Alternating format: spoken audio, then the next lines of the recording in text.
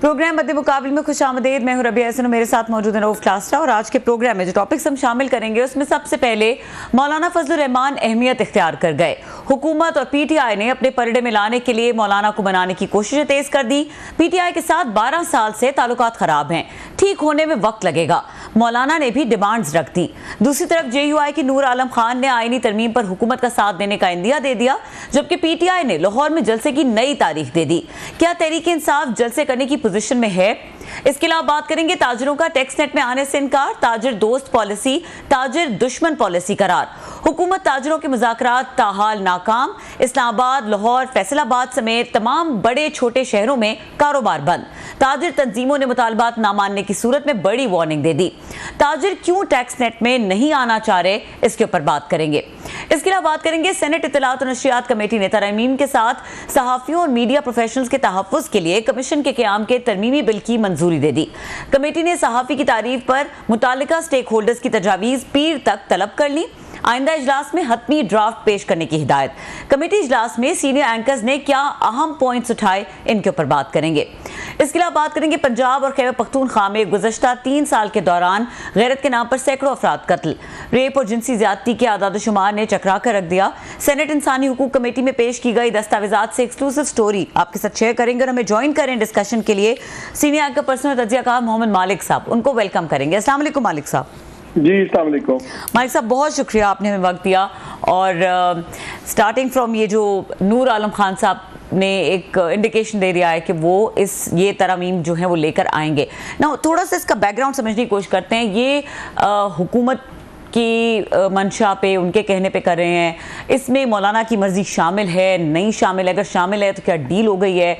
किस किस्म के मामला देख रहे हैं?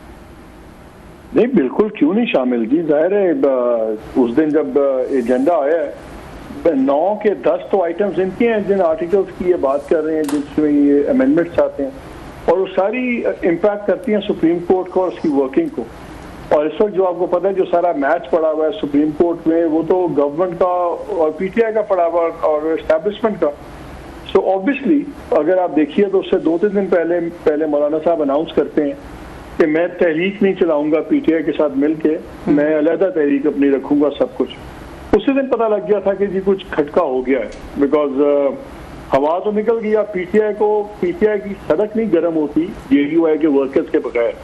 तो जितनी पीटीआई के साथ हो चुकी है, उनकी वोट डलना उनके हक में और बात है, लेकिन लोगों का सड़कों पे आके बहुत बड़े नंबर में आना वो डिफरेंट गेम है। उनके लिए बहुत क्रिटिकल था पीटीआई का। फिर उसके बाद जरदारी साहब का जाना, मिलना उनसे, देन सडनली नूर आलम खान साहब का मूव करना। चौधरी शुजात से मिलना मौलाना का, या आपको याद है पहले पीपल्स पार्टी में थे जेयूआई में आने से पहले।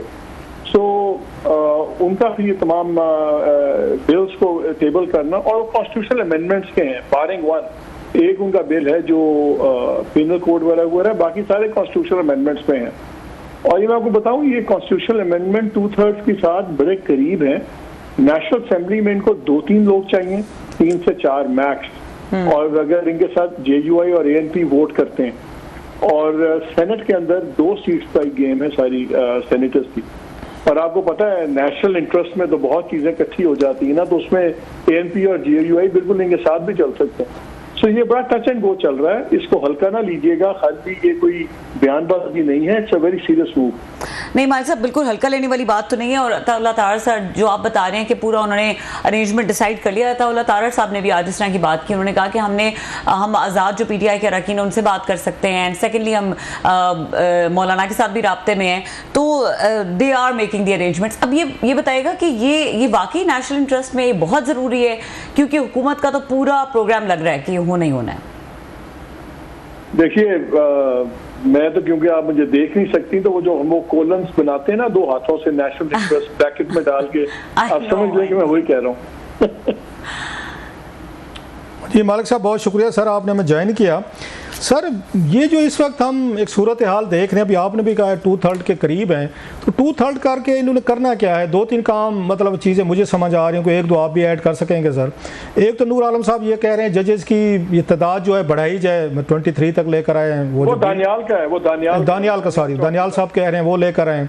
दूसरी साइड पर यह है कि जजेस की उम्र जो है वो ये 65 साल से आप इसको 68 कर दिया जाए, ये भी उसमें आ रहा है। इसके अलावा आपको लगता है कि कोई और कोई मूव है? क्योंकि इन तमाम मूव से लगता ये है कि जस्टिस मंसूर अली ये शाह साहब जो है इनका रास्ता रोकने के लिए ये तरामीम जो है ना लाई जा रही हैं।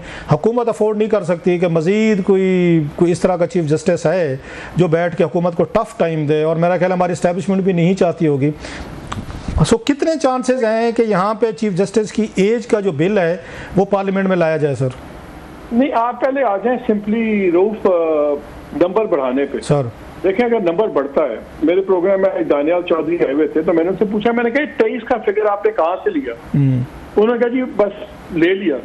मैंने कहा आप सुप्रीम कोर्ट के, आप कह रहे हैं कि आपने बिल मूव किया है, सब कुछ किया है, और आप प्रिटेंड कर रहे हैं कि आपका प्राइवेट मेंबर्स बिल है, जाहिर है गवर्नमेंट इन्वॉल्व है तो सारा हुआ है ना, तो 23 का फिगर कैसे आया? तो उन्होंने कहा कि जी बस ऐसे ही आ गया। ऐसे ही तो नहीं फिगर्स आते हैं ना, सुप्रीम कोर्ट के आप कॉम्प्लेक्शन चेंज कर रहे हैं।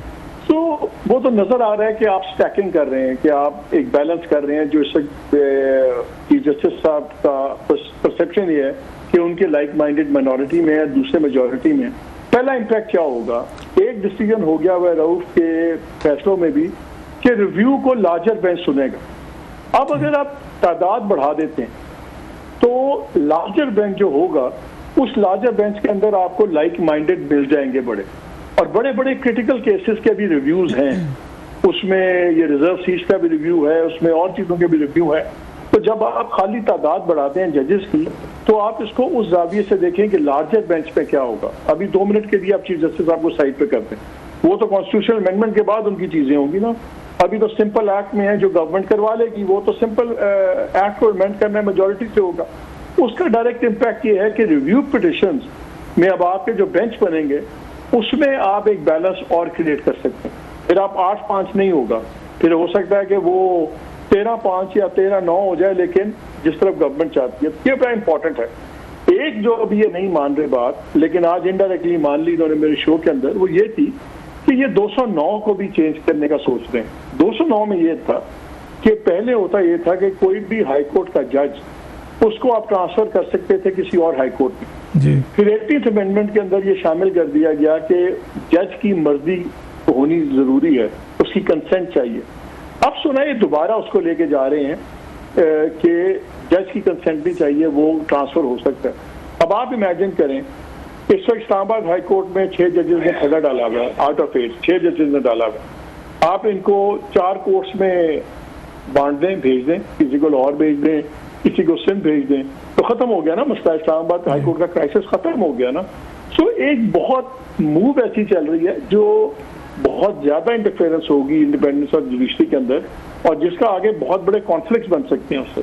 तो ये जजेस की जब तादाद बढ़ेगी तो इसका पहला इम्पैक्ट आएगा रिव्यू पिटिशंस के ऊपर, जिसका इमीडिएट पॉलिटिकल इम्पैक्ट होगा। और अगर ये दूसरी चीजें कर लेते हैं तो उसका तो खैर लॉन्ग टर्म ही बहुत इम्पैक्ट है।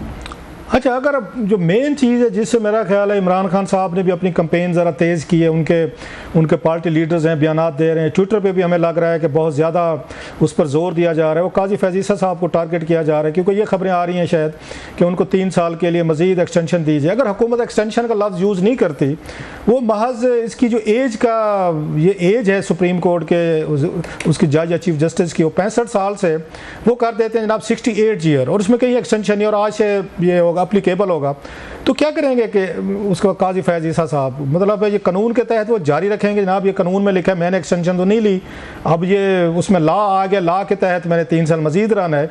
तो क्या वो कोई इस तरह की चीज़ हो सकती है जिसकी वजह से काजी साहब को एक फेस सेविंग मिल सकती है कि एक्सटेंशन तो नहीं मिली मुझे उन्होंने एज जो आगे की है सबके लिए होगी, कल को जो भी चीफ जस्टिस आएंगे उनको फ़ायदा होगा।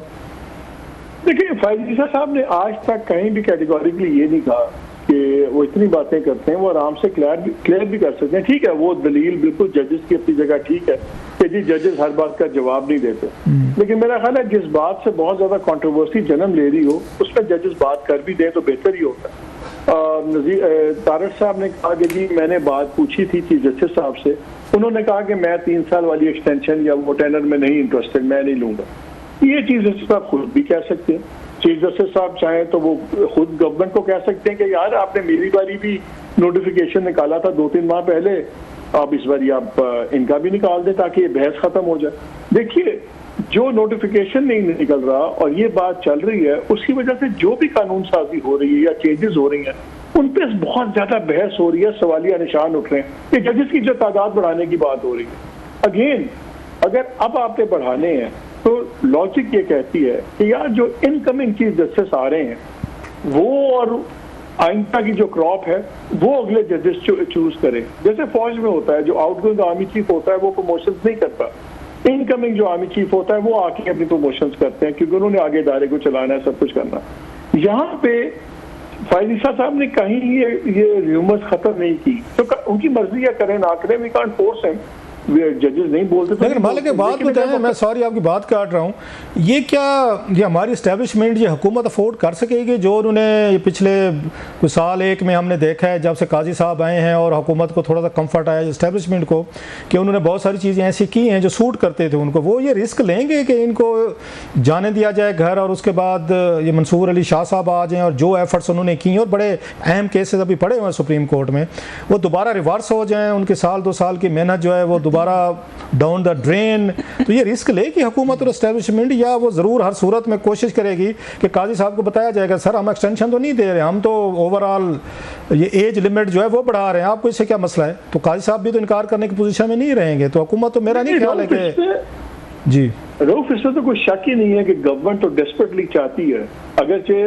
इनकमिंग चीफ जस्टिस जो मंसूर शाह साहब हैं वो कोई कॉन्फ्रंटेशियस नहीं है, वो टकराव वाले आदमी नहीं है, लेकिन एक व्यू पॉइंट के आदमी है और definitely they will do everything possible, जो जो इनके पास पॉसिबल है ये तो कोशिश करेंगे फायदा रहें। और लेकिन इनकी पॉलिटिक्स में इस वक्त जो रियासत की और गवर्नमेंट की पॉलिटिक्स है इसमें अगले 2-2.5 साल बहुत इंपॉर्टेंट है। इनका ख्याल ये है कि अगर 2-2.5 साल मिल जाते हैं सिटिंग गवर्नमेंट को, इकोनॉमी की कुछ चीज़ें बेहतर हो जाएंगी, ठीक हो जाएंगी, अगर एक पॉजिटिव सेंस आनी शुरू हो जाएगी तो वही एक तोड़ है इमरान खान की पॉलिटिक्स का भी, जो होपलेसनेस है, लोग महंगाई से तंग है, सब कुछ है।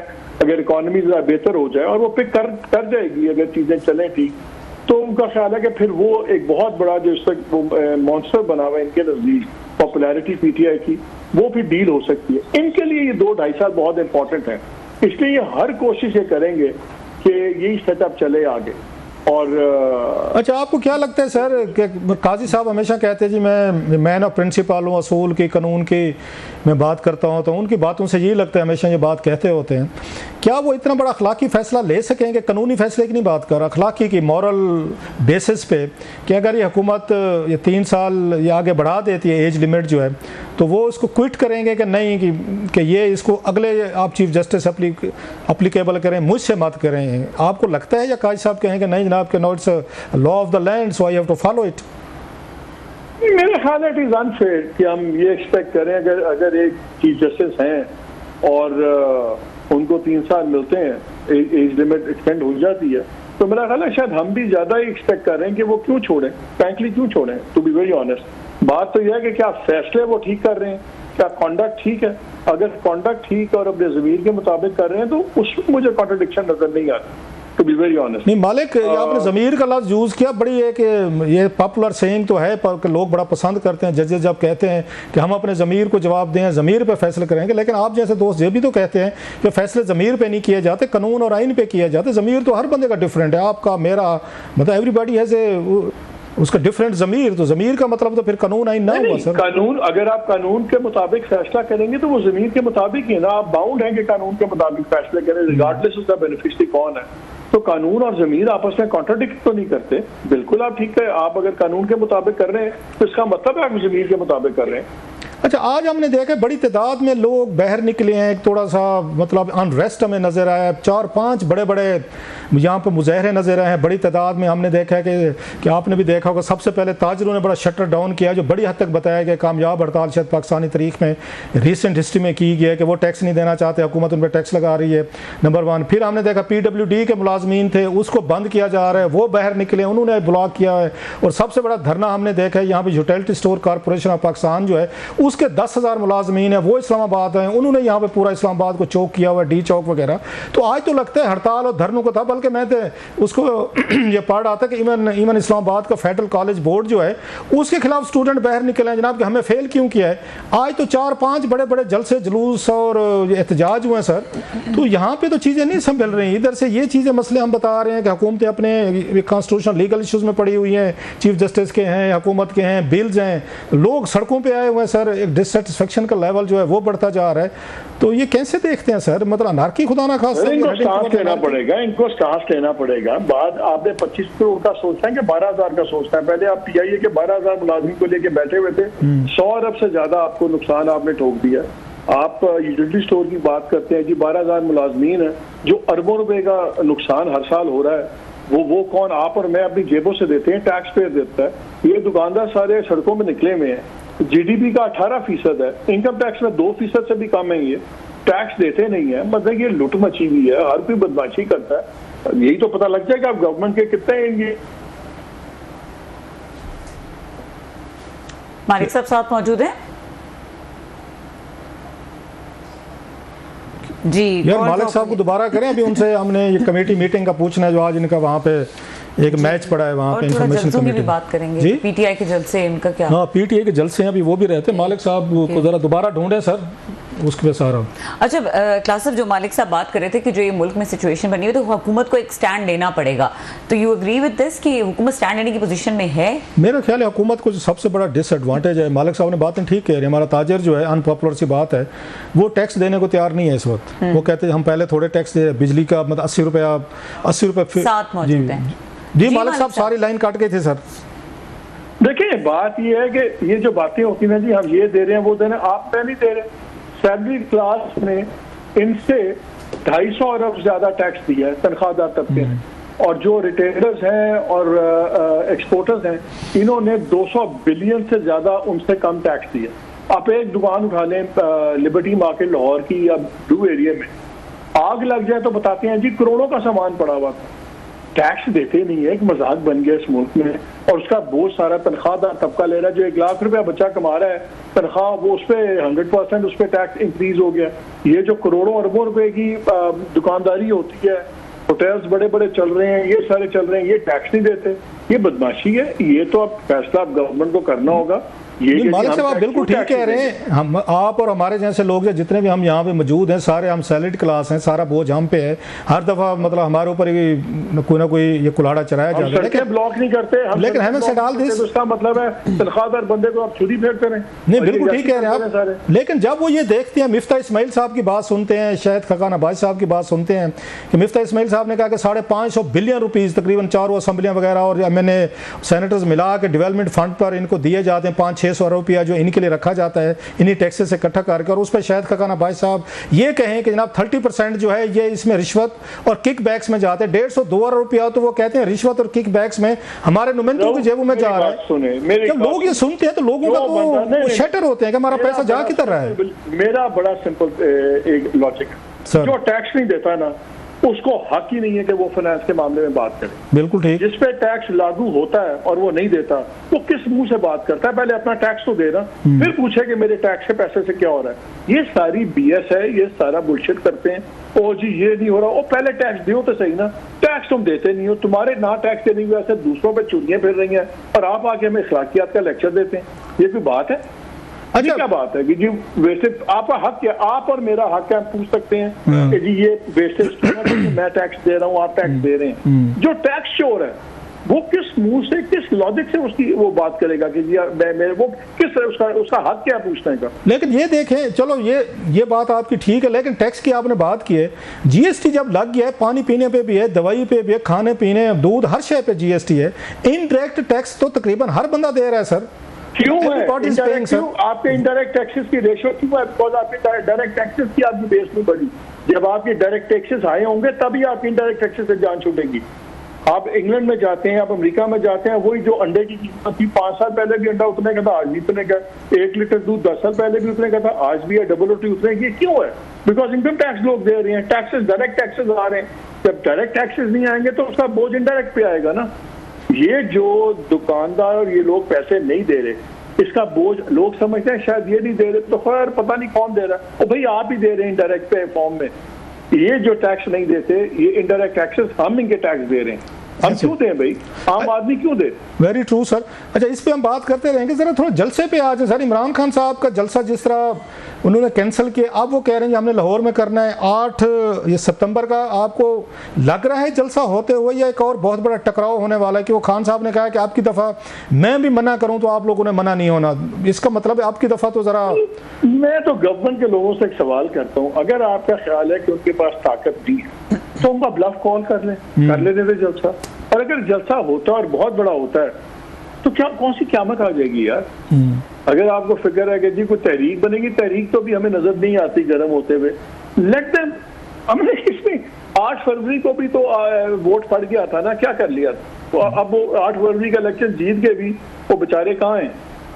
तो जलसा, मुझे नहीं पता कि जलसा क्यों इतना बड़ा एक इशू बन गया हुआ है। I'll be very honest with you, मेरी समझ से बाहर है। नहीं, इमरान खान साहब को लगता है कि बहुत बड़ा जलसा होगा तो पूरी दुनिया को भी पता चलेगा, हुकूमतों पे दबाव आएगा, एस्टेब्लिशमेंट पे भी आएगा और मेरे साथ बातचीत करेंगे, मेरी रिहाई का कोई ना कोई रास्ता निकलेगा। इसलिए वो उस पर स्ट्रेस करते हैं कि बहुत बड़ी तादाद में जब लोग देखेंगे इसको जलसे को टीवी पे, फुटेज पे, ट्विटर, सोशल मीडिया पे, तो उनके लिए ज़रा थोड़ी आसानियाँ पैदा होगी। लोगों को लगेगा एक पॉपुलर लीडर जो है वो जेल में है और वो हुकूमत जो इलेक्शन हारी हुई थी वो इन पे ये रूल करे। लिहाजा मेरा ख्याल है उनके लिए डू और डाई वाला मसला है ये जो जलसा है। इस वक्त किसी को शक है कि वो पॉपुलर हैं? क्या किसी को इस वक्त शक है कि उनकी बहुत बड़ी सपोर्ट बेस है? तो वो तो कोई शक नहीं है ना। अगर एक जलसा होगा तो चले 2 दिन उस पर प्रोग्राम्स होंगे, 10 दिन होंगे। तो अगर आप मेरे से मेरी जाती राय पूछें तो मुझे गवर्नमेंट का पैनिक जेन्युइनली नहीं समझ आता। I will be very honest. अच्छा सर, आप थोड़ा सा इस पे आते हैं। आज कमेटी मीटिंग थी सर इंफॉर्मेशन मिनिस्ट्री की और आप भी वहाँ पर मौजूद थे। जो पंजाब में डेफेमेशन का मरियम नवाज साहिबा वो लाई हैं जिस पर बहुत सारे एतराज़ात हो रहे हैं, अदालतों में चैलेंज किया जा रहा है। आज सुने आपका भी मैच पड़ा है वहाँ पे परवेज़ रशीद साहब से, आपके पुराने बॉस भी रहे हैं, दोस्त भी हैं, आपको बड़ा पुराना ताल्लुक है सर। क्या हुआ वहाँ पे सर, को ज़रा बताएंगे? देखिए, वो गवर्नमेंट के परवेज़ रशीद साहब थे, तलाल चौधरी थे, उन्होंने एक टेक्निकल पॉइंट लास्ट टाइम भी मीटिंग में उठाया था, आज भी वही उठाया। उन्होंने कहा जी ये सेनेट का ये बनता नहीं है कि वो प्रोविंशियल लेजिस्लेशन के अंदर एतराज करे और ये फिर आप लाइंस क्रॉस कर रहे हैं। टेक्निकली उन्होंने इसको बड़ा अच्छा खेला और अब वहाँ पे ये फैसला हुआ है कि जी मिनिस्ट्री एक ड्राफ्ट लाए जिसको फॉर्म ऑफ नेशनल लॉ के तौर पर ड्राफ्ट लाए स्टेक होल्डर्स के साथ मिलके, और वो ड्राफ्ट अगर अप्रूव हो जाता है और वो लॉ के अंदर आता है तो फिर वो भेजा जाए सूबों को कि उसके मुताबिक एडजस्टमेंट्स करें। तो इसलिए लास्ट टाइम भी जब मीटिंग थी तो उसमें उन्होंने कहा हुआ था कि डेफेमेशन लॉ पंजाब वाला डिस्कस होगा। फिर वो इस बात पे चला गया कि डेफेमेशन लॉ पंजाब का सेनेट कैसे डिस्कस करेगी, आप प्रोविंशियल ऑटोनॉमी के अंदर इंटरफेयर करें। तो आपका क्या मौक़िफ़, आपका या दीगर हमारे साथी दोस्तों का इस पे क्या मौक़िफ़ था मीटिंग में सर? सर बाकी तो पहुंचे नहीं, आज मैं अकेले ही फंस गया था। वन मैन, सर आप लीडर हैं, आप लीडर हैं हमारे, आप वन मैन आर्मी हैं। मैं रिपोर्टर हूँ। मैंने तो उनको पॉइंट आउट किया था कि जो पंजाब का ब्लैक लॉ है वो क्यों और उसमें क्या क्या नकायस हैं। फिर एक उन्होंने एक जर्नलिस्ट की डेफिनेशन दी थी मिनिस्ट्री ऑफ इंफॉर्मेशन में, वो मैंने शूट डाउन करवा दी। मैंने कहा जी हम आपको PFUJs वगैरह मिल के सारी बॉडीज हम आपको अगले 5-6 दिन के अंदर एक भेज देंगे डेफिनेशन मुतफक्का, और उसके ऊपर फिर आप उसकी डेफिनेशन ले आएंगे। जिन्होंने तो हर बंदे को डाला हुआ था जर्नलिस्ट के अंदर, और जो कमीशन था वो फॉर प्रोटेक्शन ऑफ जर्नलिस्ट, उसके अंदर एक इंपॉर्टेंट क्लॉज था, वो अल्लाह का शुक्र है कि ड्रॉप करवा दिया जब मैं मीटिंग में। वो ये था कि जी गवर्नमेंट जो भी पॉलिसी डायरेक्शन देगी उस कमीशन को वो उस पर बाइंडिंग होगा। तो मैंने कहा एक तरफ आप कहते हैं कि इंडिपेंडेंट कमीशन होगा, दूसरा आप कहते हैं कि जी गवर्नमेंट जो पॉलिसी डिसीजन देगी उसके ऊपर वो बाइंडिंग होगा, तो फिर ये तो commission for the government by the government हुआ ना, ये तो प्रोटेक्शन ऑफ गवर्नमेंट कमीशन हो गया। इसको प्रोटेक्शन ऑफ जर्नलिस्ट की बात ना करें। तो वो शुक्र है कि सबने एग्री किया और वो ड्रॉप हो गया। लेकिन ये अब बात बेसिकली उस पर बहस हुई नहीं पंजाब के डेफिनेशन लॉ पे। लास्ट टाइम भी इस टाइम भी टेक्निकली अब वो नया भी लॉ अगर बनेगा उसके अंदर इनपुट्स होंगी तो वो उस पर नहीं हो सकी बहस। बहुत शुक्रिया sir, you are one man army, आपने हमारी पूरी जंग लड़ी है sir, thank you very much sir, thanks a lot. बहुत शुक्रिया। मोहम्मद मालिक साहब हमारे साथ मौजूद है, एक्सक्लूसिव गुफ्तगू कर रहे थे। यहाँ पे वक्त हुआ है ब्रेक का, ब्रेक के बाद बात करेंगे, कुछ हमने ऑलरेडी डिस्कस किया, ये जो मुल्कगीर हड़ताल थी और जो ताजिर कम्युनिटी है इसके हवाले से बात करेंगे कि आज के इस तमाम प्रोटेस्ट का इम्पैक्ट क्या हुआ और दूसरी तरफ गवर्नमेंट क्या सोच रही है। इस ब्रेक के बाद हमारे साथ रहिए। Welcome back. क्लास साहब, कितना ज़रूरी है ताजिर का टैक्स नेट में आना, नोइंग जिस तरह से आपने कहा कि इनडायरेक्ट टैक्सेस जो हैं वो तकरीबन हर तबका दे रहा है, इन दी जिस सिनेरियो में हम देखते हैं कि यहाँ पे कोई एक तबका ऐसा मौजूद है जो बिल्कुल टैक्सेस देता ही नहीं है और वो मरात बहुत ज़्यादा लेता है, तो इस तरह की सिचुएशन में ये बैलेंस आउट हो सकेगी कभी भी इक्वेशन? बड़ी आज के दिन की जो अच्छी खासी डिस्टर्बिंग न्यूज़ है, ये मस है। हालांकि हमारी कोशिश होती है कि लोगों को इतना ना डराया जाए, लोगों को इतना ना स्केयर्ड किया जाए। तो आज के अगर आप देख लें 4-5 बड़े मुजाहरे हुए हैं और इस्लामाबाद में हुए हैं। हमारी वो जो रिसर्चर भी हैं, मैंने उनके ज़िम्मे लगाया था रूबा मोहसिन के, उन्होंने कुछ चीज़ें इकट्ठी करके दी हैं, आपने भी देखी होंगी, वो बड़ी इंटरेस्टिंग है, जो मैं आपके साथ शेयर करना चाहता हूँ कि आपने इस मुल्क का मोड जो है ना वो किस साइड पर लेकर गए हैं आप। कि लगता ही है कि आज पूरा मुल्क जो है एजिटेशन पे था। कल परसों जो बलूचिस्तान में हुआ है, आज का अगर देखें तो वो सारा इशू पीछे चला गया है, nobody is talking about Balochistan any more. इतनी देर लगती होती है कि 40 से ज़्यादा आपके वहाँ जवान शहीद और सिविलियन जो हैं वो उन्होंने जाने उनकी गई हैं, अनरेस्ट हुआ है, 14 को टेररिस्ट मारे गए हैं। लेकिन दूसरे दिन बाद आज वो खबर जो है मेन स्ट्रीम मीडिया से आउट हो गई, गायब हो गई, आपको नज़र ही कहीं पे नहीं आ रही, किसी के लिए वो मसला ही नहीं रही। क्योंकि ये यूजली तौर पर आपको डेली बेसिस पे कोई ना कोई एक इशू चाहिए होता है, एक इशू पैदा हो गया दूसरा आता है, लोग उसको भूल जाते हैं। सो अगर आप एक दिन में 55 या कैजुअल्टीज़ हुई हैं किसी एक सूबे में और वो दूसरे तीसरे दिन आपके चैनल्स का या मीडिया का टॉपिक नहीं है या रूलिंग लीड को कोई कंसर्न नहीं है या कौमी असम्बली सेनेट में उस पर कोई ऐसा कोई सीरियस बैड नहीं हुई या वज़ीर दाखिला जो हैं वो नहीं गए, कौमी असम्बली नहीं गए, वो जाके सारी चीज़ों को डिटेल से बताएं क्या हुआ है, वज़ीर आज़म पाकिस्तान नहीं गए, शहबाज शरीफ साहब वैसे आपको हर जगह नज़र आते होंगे।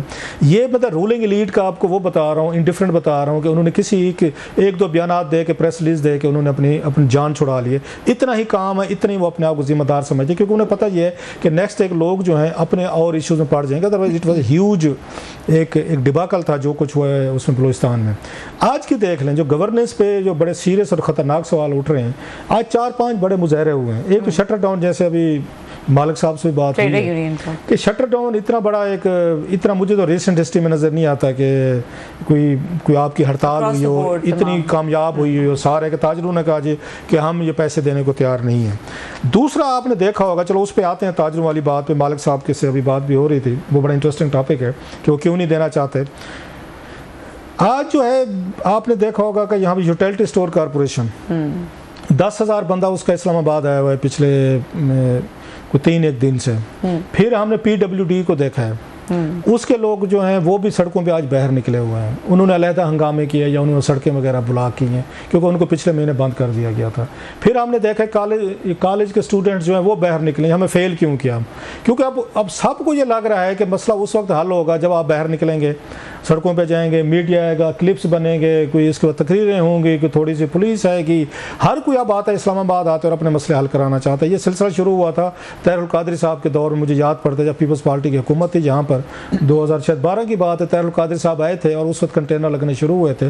तो उसके बाद हमने देखा है कि हर कोई कहता है कि वो नहीं, हम सारे मसले जो है ना, सब मसलों की जड़ जो है ना वो इस्लामाबाद, हम इस्लामाबाद जाएंगे वहीं हल करेंगे। उसके बाद धरने हुए, इमरान खान साहब का बड़ा मशहूर ज़माना हुआ। मैं कह रहा हूँ कि इस्लामाबाद अब आपका एक तरह का हॉस्टेज बन गया है, जो कभी एक आपको पीसफुल सिटी लगता था, it's no more a peaceful city, क्योंकि लोग लगते हैं सारे मसाइल की जड़ जो है ना वो इस्लामाबाद में। हालांकि बहुत सारे गवर्नेंस के इश्यूज जो हैं वो सूबों से रिलेटेड है, लेकिन सूबे भी खुश हैं कि सारा बोझ जो है ना ये आप इस्लामाबाद उठा ले, क्योंकि मेन जो 3-4 चीज़ें बड़े फैसले में इस्लामाबाद करते हैं जिसकी वजह से लोग आपके वो अफेक्ट हो रहे हैं। इमरान खान साहब आए, उन्होंने कल्चर दिया धरनों का, बड़ा पॉपुलर, 126 दिन बैठे। फिर हमने देखा उनके बाद ताहिरुल कादरी साहब भी उनके साथ आए थे। फिर मौलाना फजल रहमान साहब आए, 15 दिन उन्होंने इमरान खान साहब के खिलाफ धरना दिया था। फिर बिलावल साहब जो हैं वो धरना लेकर आए थे, लॉन्ग मार्च कर, वो आकर यहाँ पे ख़त्म हो गया था। अब हमने फिर देखा है कि जनाब जलसे जुलूसों का ये आए थे, ये लबैक वाले आए, उन्होंने अलहदा के किए। फिर जमात इस्लामी ने कहा जी हम क्यों पीछे रहें, हम भी चलते हैं, सड़कों पे रहते हैं। बल्कि यहाँ पे आपको याद होगा डी चौक पे वो 1.5-2 महीना वो बैठे रहे, पूरे का पूरा इस्लामाबाद चौक किया हुआ था जमात इस्लामी ने, वो फ़लस्तीन के मसले पे था। फिर फ़लस्तीन और गज़ा के इशू पे इसराइल के हमलों की वजह से फिर यहाँ मुजाहरे हुए। इस्लामाबाद में मुस्तकिल तौर पर वो कंटेनर्स जो आपके एक्सपोर्ट में काम आने चाहिए थे, जो इंपोर्ट में काम आने चाहिए थे, ट्रांसपोर्टेशन में काम आने चाहिए थे, उनको लगता है मुस्तकिल तौर पर हुकूमत ने अपने पास रख लिया इस्लामाबाद में। अब आपको इस्लामाबाद एक नॉर्मल कैपिटल नहीं लगता, एक वार जोन टाइप एक शहर लगता है, जहां पे पूरी क्या बैरिकेड हो चुके हैं, आपको मुहासरा हो चुका है, कोई खुदा ना खास्ता बाहर से कोई आ गए हैं, फोर्सेस आ गई हैं, उन्होंने आके कोई डिस्टर्बेंस पैदा कर। अब ये बातें हम पहले सुनते थे तारीख में कि फलां जगह पे हमला हुआ तो कल्ले बन गए, तो खंदकें खुद गई, तो आपने वहां पर बैरिकेड। ज्यादा बेहतर है साहब अगर ये रेड जोन को एक अलग ही कोई चीज बना दें और उसको किला शिला बना दें, क्योंकि पर डे कंटेनर का इतना रेंट है उनको पड़ता है, रेंट कौन सा उन्होंने अपनी जेब से देना है। सो पहले हम देखते थे बगदाद को देखते थे, शाम को देखते थे, अफगानिस्तान को देखते थे, या मतलब लिबिया वगैरह दीगर वहाँ पे इसी तरह की चीज़ें हमें हैरानी होती थी कि ये लोग कैसे ज़िंदा रहते होंगे यार। हर वक्त इनके हाँ ये लड़ाई झगड़े मार कुटाई और बम्बिंग्स हो रही हैं, हमले हो रहे हैं, फिर इस्लामाबाद में शुरू हुआ सारा। अब हम आदी हो चुके हैं इस्लामाबाद के लोग जो हैं। अब हर बंदा जैसे मैंने कहा वो इस्लामाबाद आना चाहता है, यहाँ पे लोगों को अपने मसले, छोटी सी बात भी होगी वो आएगा। रीज़न क्या बनी है कि आपकी ब्यूरोक्रेसी या रूलिंग लीड जो है वो इन मसाइल को हल करने में नाकाम रही है। वो कोई भी हुकूमत है, इमरान खान साहब जब आए थे उनके खिलाफ भी तो धरने हो रहे थे, उनके खिलाफ भी लबैक वाले आए हुए थे, ठीक है, उनके इश्यूज डिफरेंट थे, हर एक इश्यूज डिफरेंट होते हैं ना। हर वक्त इस मुल्क में कुछ ना कुछ हो रहे हैं। अभी आपने देखा वो आए थे जमात इस्लामी वालों ने रावलपिंडी में बड़े, उन्होंने आके इतने दिनों तक उन्होंने धरने दिए। अच्छा, बाज़ लोगों की बड़ी जस्टिफाइड किस्म की डिमांड है जो लोग जिसको अप्रिशिएट करते हैं। मसलन जो जमात इस्लामी ने अभी धरना दिया है वो बिजली के, मतलब लोग अब तंग आ चुके हैं। मतलब हमारे जैसे लोग हमें कहने दे कौन 60 रुपए डोमेस्टिक बिल पे उस पे बिल दे सकते हैं, 60 रुपए यूनिट पे, कौन 80 रुपए पे आपका ताजर दे सकते हैं, जितने भी पैसा आपके पास क्यों ना हो। जिनके बिल आते थे गर्मियों में पहले 5-10 हज़ार रुपये आता था, अब जिनके 50-60 हज़ार रुपये आएंगे उनकी चीखें तो निकलेंगी। जब लोगों को ये पता चलता है कि जनाब ये वो जालिम लोग हैं कि जिनके अपने IPPs लगे हैं, मतलब रूलिंग एलीट इस वक्त इसमें ये 48 जो हैं आपके IPPs जो हैं वो आपके हुक्मरान जमातों के, वजीरों के हैं, वजीर आजम के हैं, साबिक के हैं, सर्विंग के हैं, जिसके एडवाइजर हैं, सब के अपने हैं। जब लोग ये सुनते हैं कि यही हमारे हुक्मरान हैं, यही ताजिर हैं, ये हमारे साथ बिजनेस भी कर रहे हैं, पॉलिसीज भी बना रहे हैं, अफसरान भी लगा रहे हैं, हमारी जेबों से पैसा भी ले रहे हैं और हमें डंडे भी मार रहे हैं और हमें कहते हैं एहतजाज भी नहीं करना, आपने बात नहीं करनी, लोग तो रिएक्ट करेंगे। जब आपने मतलब इन लोगों को देखें, इससे कोई बड़ा जुल्म हो सकता है। रात हमने ईरान की डील की बात की, लोगों को यकीन नहीं आता कि जरदारी साहब जिस तरह की जाके शरायत मान कर आए थे ईरान से, ये कोई आपका कोई सेनर कोई एलिमेंट मानता कि आप जाके वहां पे, आपको पता था कि आप ये डील नहीं कर सकेंगे, आपको अमेरिकन नहीं करने देंगे, या तो बहुत बड़े बदमाश हैं, फन्ने खां, तो डट जाएं। फिर जैसे इंडिया ने किया, चाइना ने किया, फिर आप भी करके देख लें, वो बड़े मुल्क हैं, आप भी करते हैं। आफ्टरवर्ड्स क्लास साहब how it has been dealt with कि वो पूरा एक मजाक से ही लगता है। नहीं मतलब आप उनसे मान है कि अगर हमने 4 सालों में यहाँ पे पाइपलाइन नहीं बने तो आप हमारे पे जाके वहाँ फ्रांस में आप उस आर्बिट्रेशन करके हमें अरबों डॉलर के जुर्माने ले लें, 18 अरब डॉलर के। कोई जरदारी साहब से पूछेगा, कोई अक्लमंद सेन आर्मी में आप अपने लिए काम करेंगे, अपनी जो आपकी मिलें हैं, आप जाएंगे इस तरह का मुआहदा करेंगे कि आप पे अमेरिकन की संक्शन लगी हुई हैं, आप इस तरह का कर लेंगे? नहीं करेंगे। मुल्क के लिए आप मान कर आ गए। दूसरी तरफ आपने यही कुछ IPPs के केस में किया है। इस मुल्क की टोटल जो आपको ज़रूरत है IPPs की, आपको बिजली की पीक आवर्स में, मतलब पीक मौसम में गर्मियों में 25 से 26 हज़ार मेगावाट है टोटल, जो सर्दियों में आपकी 8-9 हज़ार तक आ जाएगी। अभी सर्दियाँ आ रही हैं, आपने 42 हज़ार के आपने कैपेसिटी वाले IPPs ये पैदा किए, मतलब 42 हज़ार मेगावाट हम पैदा करने की कैपेसिटी रखते हैं। चलो वो ठीक है, आप कैपेसिटी रखते हैं, फेयर एनफ, लेकिन जो 25 से लेके 42 तक का वो गैप है 17-18 हज़ार मेगावाट, उसके पैसे भी दे रहे हैं जो बिजली इस्तेमाल ही नहीं कर रहा है मुल्क। और आपने मुआहदे में लिखा हुआ है कि जनाब आपको हम पैसे देंगे, बिजली लें या न लें आपको देंगे। राशिद अंग्रियाल साहब ने, जो सेक्रेटरी ये पावर थे और अभी वो चेयरमैन FBR लगे, उन्होंने खुद पिछली कमेटी में कहा, मैं खुद वहाँ मौजूद था, मैं सुन रहा था, उन्होंने कहा जनाब बाज़ यूनिट्स को IPPs को हमने खुद कहा हुआ है कि आप वो ना करें, आप बिजली पैदा ना करें, हम आपको पैसे देंगे। क्यों? कि अगर हम उनसे बिजली पैदा करवाते हमें महंगी पड़ती है, वो बेहतर वो पैदा ना करें, हम उनको पैसे देते रहें। यार ये इस मुल्क की ब्यूरोक्रेसी है, ये इस मुल्क की रूलिंग एलीट है। ज़रा मुआहदे देखें भाई, अगर आपको बिजली नहीं चाहिए थी, हमें नहीं चाहिए थी, तो आपने 17-18 हज़ार मेगावाट एक कैपेसिटी क्यों ज़्यादा आपने पैदा करा, क्यों लगने दिए? और जो लगाने वाले हैं ये हुक्मरान खुद हैं। इनके जब बच्चे हैं, इनके फ्रंट मैन है, यस इनके फ्रंट मैन है, और ब्यूरोक्रेसी इसमें शामिल है। ये जो ब्यूरोक्रेट बड़े अच्छे बन के हमें आते हैं, ये आते मासूम चेहरे बना के और बाद में पोजीशनें लेते हैं, ओहदे लेते हैं, सेनेटर बनते हैं, वजीर बनते हैं, they are part of the problem. ये इनके साथ मौजूद थे, इन्होंने टैरिफ लेके दिए, इन्होंने नेपरा में इन्होंने अपने लोग लगाए, इन्होंने बैठ के सारे जहाँ पे पैसा आना था वापडा में लगाए, इन्होंने अपनी पावर मिनिस्ट्री में लगाए। उसका मकसद क्या था कि हमने टैरिफ लेना है और सारे का सारा आपने यूनिट को लिंक कर दिया डॉलरों के साथ। जैसे इस मुल्क में, जैसे मैंने कल भी कहा, डॉलरों की मशीनें लग गई हैं, मतलब दरख्तों पे आप डॉलर लगते हैं, लिहाजा इन्होंने कहा जनाब काम करें, हर चीज़ डॉलराइज कर दी, इन्होंने डॉलराइजेशन कर दी है। जो चीज़ है डॉलर में और कमा किस में, रुपीज़ में कमा रहे हैं। जब आपने पैसे रुपीज़ में मुझसे लेने, आप डॉलरों के साथ कैसे कर सकते? अच्छा मान लिया 2, 4, 5, 6 IPPs होंगे जो इंटरनेशनल होंगे, माना आपने उनको देने, जो लोकल कंपनीज थी यार उनको भी डॉलरों में रेट दे रहे हैं और अपनी कंपनी आपकी।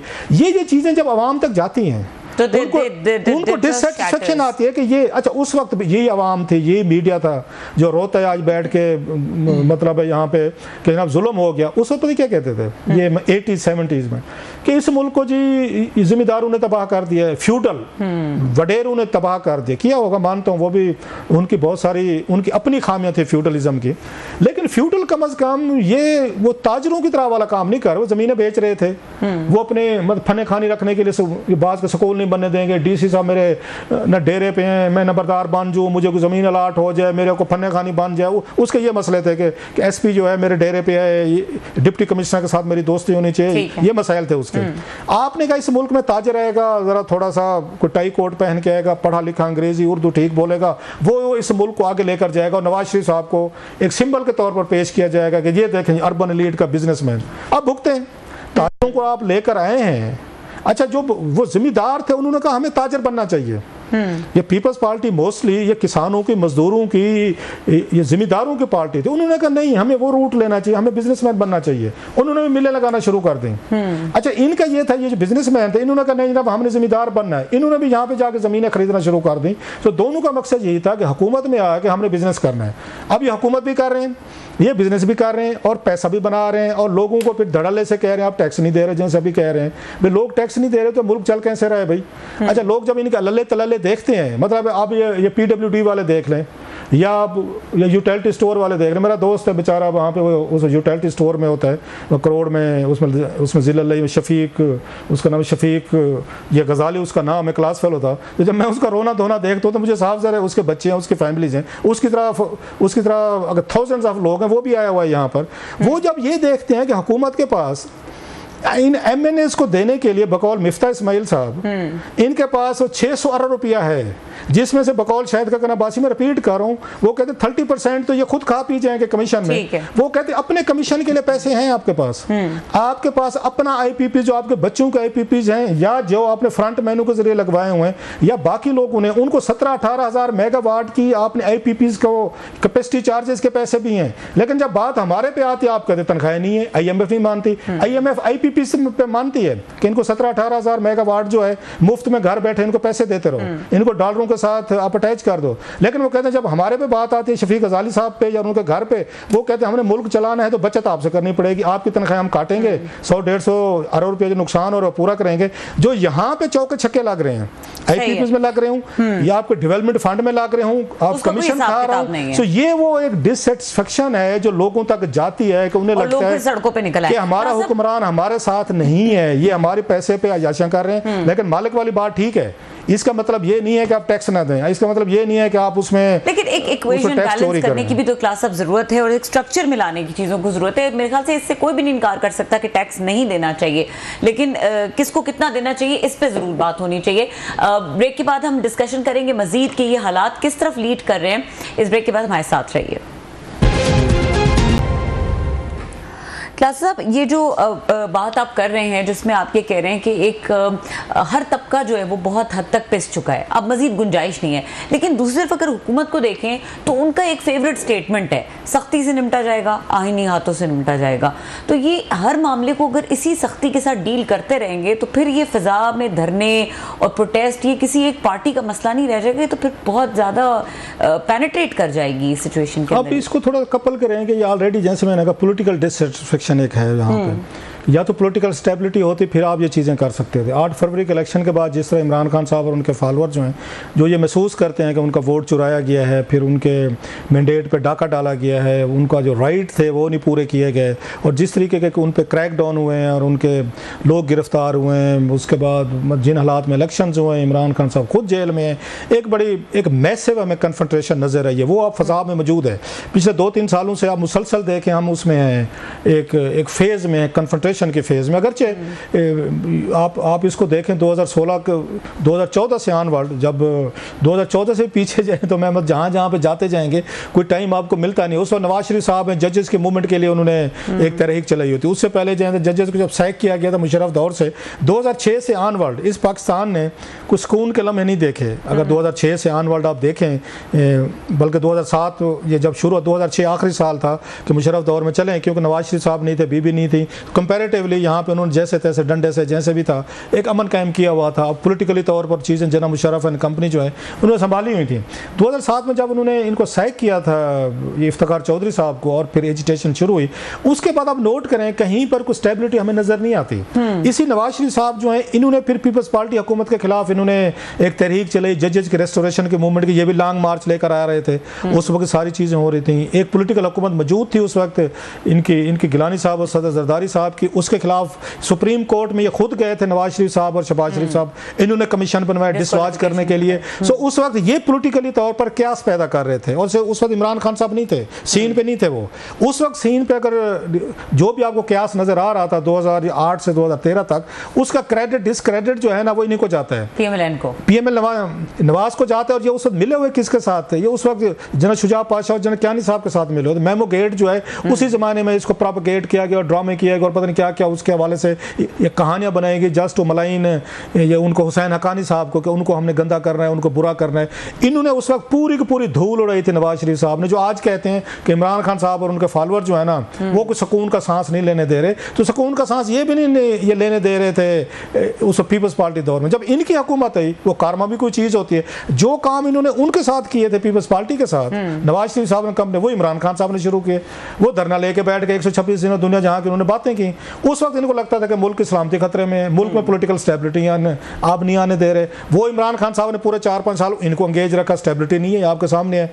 फिर इमरान खान साहब आ गए, उनके दौर में फिर हमने देखा कि फिर यहाँ पे वो जलसे जुलूस और इन लोगों को उन्होंने वो किया। हालांकि वो ज़्यादातर लोग कैद में थे अगर देखा जाए इमरान खान साहब के दौर में। आज तो इमरान खान साहब और उनके हम मजलूम बनते हैं, लेकिन इनके दौर में भी तो हु इज़ हु जो जेल में नहीं था, हु इज़ हु खान साहब तो कोई काम ही नहीं करते थे। वो नाश्ते, लंच और डिनर पे सियासतदानों को एक को जेल भेजते, दिन में 3-4 तो जेल में जा रहे थे। मीडिया पे सख्ती हो रही थी, अदालतों से लड़ाई झगड़े उनके हर जगह फटे चल रहे थे। खान साहब को अब तो नहीं महसूस होता। फिर खान साहब पे कर्म आ गया, अब खान साहब जेल में है, उनके पार्टी जेल में है। सो मुसलसल जो एजिटेशन मोड एक चला है पिछले 2006 के बाद। अब क्लस्टर पीएमएलएन की गवर्नमेंट में ये रोल कौन प्ले कर रहा है?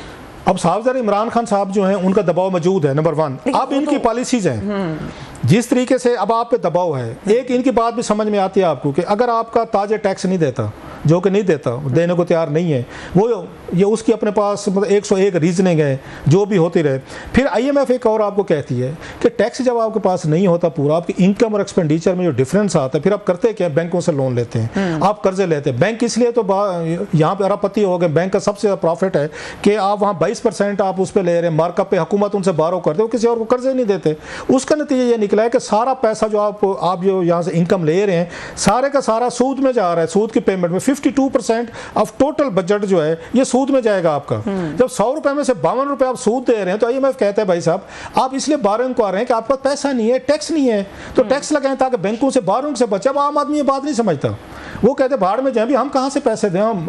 और तनख्वाहदार तबका सबसे ज़्यादा किया है, इकॉनमी आपकी हिट हुई है, रुपीज़ आपका कमज़ोर और इन्वेस्टर आपका नहीं आ रहा। इस मुल्क में नई कोई सनतें नहीं आपकी बन रही, कोई आपकी जॉब्स क्रिएशन नहीं हो रही, लोग यहाँ से बाहर जा रहे हैं। तो उसका नतीजा ये निकला है कि आपके अंदर जो अनरेस्ट आ रहा है उसका अगर यकीनी तौर पर यह हुकूमत को अगर मैं तो कहूँगा कि इसके लिए प्रॉब्लम पैदा होंगे, वो इसको सीरियस नहीं ले रही कि 1-2 दिन के बाद ये ठीक हो जाएंगे। लोग इंस्पायर होते हैं और लोगों को इस वक्त लगता है कि हुकूमत जो है खुद अल्लाह तल्ले कर रही है, इनकी अयाशियों में कहीं पे कोई फर्क नहीं आ रहा। लोगों को ये फील हो ना कि हमारा हुक्मरान हमारे साथ है, हमारी तरह हमारे दुख में है, और उसके यार दोस्त फैमिली एंड फ्रेंड्स जो हैं वो अयाशा नहीं कर रहे, लोग बर्दाश्त कर लेते हैं। लोग देखते हैं आपकी गाड़ियां भी ली जा रही हैं, मतलब आप लोग गाड़ियां भी ले रहे हैं, आप अपने अलाउंसेस भी ले रहे हैं, तनख्वाहें भी ले रहे हैं, आपको पेट्रोल भी मिल रहे हैं, आपको पार्क्स एंड प्रिविलेज मिल रहे हैं, पीएए के टिकट्स भी मिल रहे हैं, मुफ्त में मिल रहे हैं, भी रिवाइज हो रही है, कहीं पे कोई कट नहीं लग रहा, हमारे पे सारे और सारे के सारे जो टैक्सेस हैं वो अदर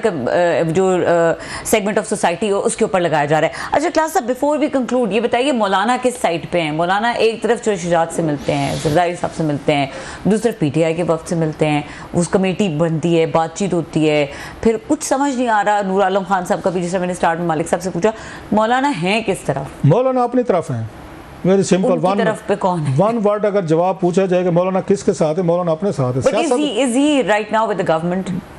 अगर मफादात की बात है, अपने शो में हमने कहा था, क्लिप किसी और चलवा देंगे, मुझे याद नहीं रहा, मैंने उस वक्त भी कहा था जब इमरान खान साहब और मौलाना साहब की इनकी पींगें बढ़ रही थी ना, तो इनके वो घर गए थे, तो अगेन इसी शो में मैंने कहा था, मैं कि जनाब मुझे समझ नहीं आती कि इमरान खान साहब और मौलाना का कैसे इनका अलायंस हो सकता है, कि हुकूमत के पास मौलाना को देने के लिए बहुत कुछ है, इमरान खान साहब के पास क्या है देने के लिए? वही वाली बात, ये फिल्म थी ना, मेरे कल दीवार फिल्म थी, जिसमें उसमें वो जो दोनों भाई थे, उसमें अमिताभ बच्चन से वो पूछते तेरे पास क्या है, उसने कहा मेरे पास बैंक बैलेंस है, गाड़ी है, बंगले हैं, घर है, अमिताभ बच्चन कहता है। तो उससे पूछते भाई से कि उसने कहा तेरे पास क्या, उसने कहा मेरे पास माँ है। तो जनाब अब सवाल ये है कि मौलाना के लिए हुकूमत के पास बैंक बैलेंस हैं, उनके पास सेनेट की सीटें हैं, उनके पास ओहदे हैं, उनके पास वजारतें, इमरान खान के पास क्या है वो बताएं, उनके पास क्या है? तो वो कुछ जवाब दे। मौलाना को तो साफ जरा मैंने उस वक्त भी कहा था कि हुकूमत उनको कुछ ना कुछ ऑफर कर सकती है। फिर मौलाना ने जो अपने साथ पीटीआई का एक फैक्टर रखा हुआ है कॉन्स्टेंटली, वो डराने के लिए रखा है? डेफिनेटली वो तो एक बार्गेनिंग चिप के लिए है कि हुकूमत को वो बताने के लिए, और वो अपने मकसद में कामयाब रहे हैं कि इमरान खान साहब को उन्होंने यूज़ किया है। अच्छा, इसमें कोई बुरा नहीं समझा जाता, इमरान खान साहब को भी ज़रूरत थी इस वक्त मौलाना की, मौलाना साहब मेरे साथ मिल जाते हैं तो हुकूमत में दबाव आएगा और ये मेरे साथ निगोशिएट करेगी फ़ौज के यार कि खान साहब और अगर ये मिल गए तो स्ट्रीट पावर है, दोनों के पास तंग करेंगे। सो अब देखना यह था कि कौन किसको पहले यूज़ कर सकते हैं। मौलाना पुराने खिलाड़ी हैं, उन्होंने जनाब इमरान खान साहब की पावर को, क्लाउड को यूज़ किया और फौरी तौर पर उन्होंने बंगला, कोठी, कार, वो जो अमिताभ बच्चन वाला, मैं एटलीस्ट टेबल पर मुहावरा कह रहा हूँ, जो जुमला कह रहा हूँ, डला कह रहा हूँ, इसको सीरियस ना समझा जाए कि उनके पास बंगला, कोठी, महल हुकूमत के पास थे ना। इमरान खान साहब के पास तो बातें थी, उनके पास तो ये खाली नारे थे, वादे थे। तो मौलाना साहब जो है वो नकद वाले बंदे हैं, वो वादे वईद वाले बंदे नहीं है। अभी कोई ओहदे को मिल सकते हैं, कोई पावर शेयरिंग हो सकती है। डिस्कशन बहुत इंटरेस्टिंग चल रही है, लेकिन प्रोग्राम का वक्त खत्म हो गया। देखने के लिए शुक्रिया, इजाजत दीजिए, अल्लाह हाफिज।